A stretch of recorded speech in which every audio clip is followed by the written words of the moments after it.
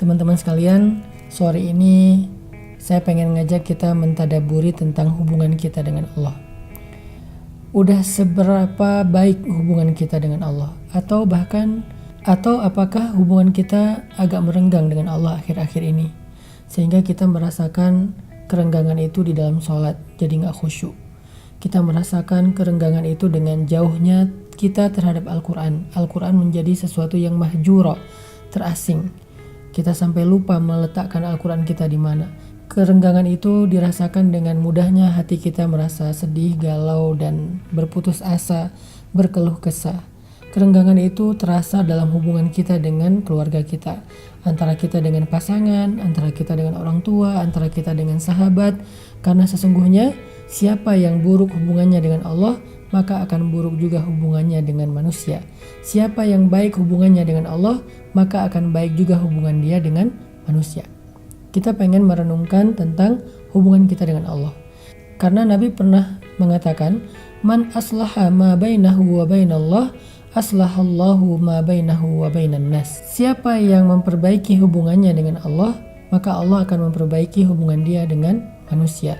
Jadi kalau kita ngerasa ada masalah antara kita dengan keluarga, dengan pasangan, padahal kayaknya kita juga bingung masalahnya apa sebetulnya. Kadang-kadang masalah sepele tapi jadi rame. Kalau kita ngerasa hubungan kita dengan orang tua gak baik, kita ngerasa hubungan kita dengan teman kerja kita gak baik, kita ngerasa hubungan kita dengan tetangga gak baik, maka hal yang pertama yang harus kita introspeksi adalah jangan-jangan hubungan kita dengan Allah gak baik. Sehingga akhirnya hubungan kita dengan manusia juga menjadi renggang. Kalau kita ngerasa kita susah banget khusyuk di dalam sholat, kita jarang banget membuka Al-Quran, kita susah banget bangun subuh, berarti itu indikasi jelas bahwa hubungan kita dengan Allah gak baik. Dulu para ulama sangat peka memperhatikan hubungan mereka dengan Allah. Sampai-sampai mereka bilang, ketika rumah saya bocor, saya akan langsung sholat dan minta ampun.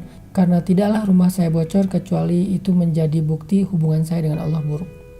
Kalau anak saya susah dinasehati, saya akan minta ampun kepada Allah karena tidaklah hati anak saya keras kecuali karena hubungan saya dengan Allah tidak baik.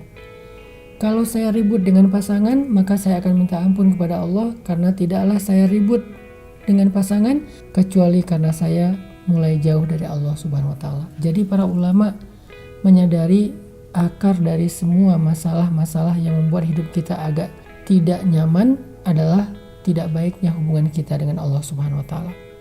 Dan hubungan kita dengan Allah itu bukan hanya akan menjadi jaminan kebaikan kita di dunia, tetapi juga menjadi jaminan kebaikan kita di akhirat. Karena di akhirat kita udah gak bisa berharap ke siapa-siapa kecuali Allah. Malik yaumiddin, yauma la yanfa'u malu wala banun illa man atallaha biqalbin salim. Hari ketika harta dan keluarga udah gak lagi bermanfaat kecuali orang yang datang kepada Allah dengan hati yang salim, hati yang beriman, hati yang tunduk kepada Allah Subhanahu wa taala. Makanya coba kita renungkan kembali, sudah sebaik apa hubungan kita dengan Allah? Kita lihat kehidupan kita lihat ibadah kita lihat puasa kita udah sampai hari ini. Udah hari kesekian, apakah puasa kita masih banyak kekurangan?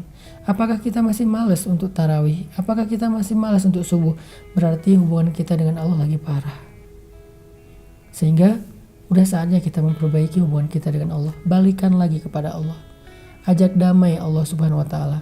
Caranya gimana? Mudah. Allah itu pemaaf. Allah itu gak pendendam.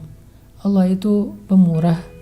Kalau kita pengen ngajak balikan kepada Allah, cukup dengan kalimat La ilaha illa anta subhanaka inni kuntu minaz zalimin.